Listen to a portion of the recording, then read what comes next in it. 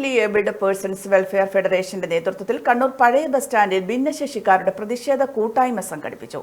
Pension കൈക്കൂലിയല്ല, അന്നവും മരുന്നുമാണ് എന്ന മുദ്രാവാക്യം ഉയർത്തിക്കൊണ്ട് നടന്ന കൂട്ടായ്മ ജനാധിപത്യ മഹിളാ അസോസിയേഷൻ അഖിലേന്ത്യാ ജോയിന്റ് സെക്രട്ടറി എൻ സുകന്യ ഉദ്ഘാടനം ചെയ്തു. രാഹുൽ മാങ്കൂട്ടത്തിലാണ്. അദ്ദേഹം നമുക്കറിയാം തെരഞ്ഞെടുക്കപ്പെട്ട ജനപ്രതിനിധിയാണ്.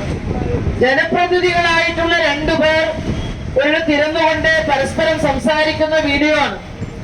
പച്ചക്കള്ളം, നട്ടാൽ കുരുക്കാത്ത നുണ ഇത്തരത്തിൽ പറയാൻ ഇവർക്ക് മാത്രമേ സാധിക്കൂ എന്ന് നമുക്ക് തിരിച്ചറിയാൻ കഴിയുന്ന ഒരു വീഡിയോ ആയിട്ടാണ് ആ വീഡിയോ മാറിയിട്ടുള്ളത്.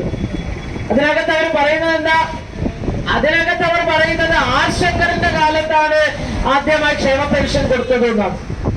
കേരളത്തിൽ വിവരമുള്ള ആളുകൾക്കെല്ലാം, പ്രായം ചെന്ന ആളുകളോട് ചോദിച്ചാൽ അവർക്ക് എല്ലാവർക്കും അറിയാം എപ്പോഴാണ് സാമൂഹ്യക്ഷേമ പെൻഷൻ എന്ന കാഴ്ചപ്പാട് ഈ കേരളത്തിൽ ഏത് ഗവൺമെന്റാണ് കൊണ്ടുവന്നത് എന്ന്. 1980-ൽ വി കെ നായനാർ കേരളത്തിന്റെ മുഖ്യമന്ത്രിയായപ്പോഴാണ് 45 രൂപയാണ് ആദ്യമായി ക്ഷേമ പെൻഷൻ എന്നുള്ള രൂപത്തിൽ കർഷക തൊഴിലാളി ക്ഷേമ പെൻഷൻ പദ്ധതി ആരംഭിക്കുന്നത്.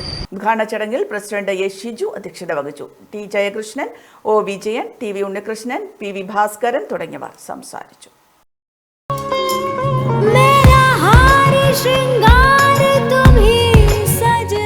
Family Wedding Center, the beginning of forever.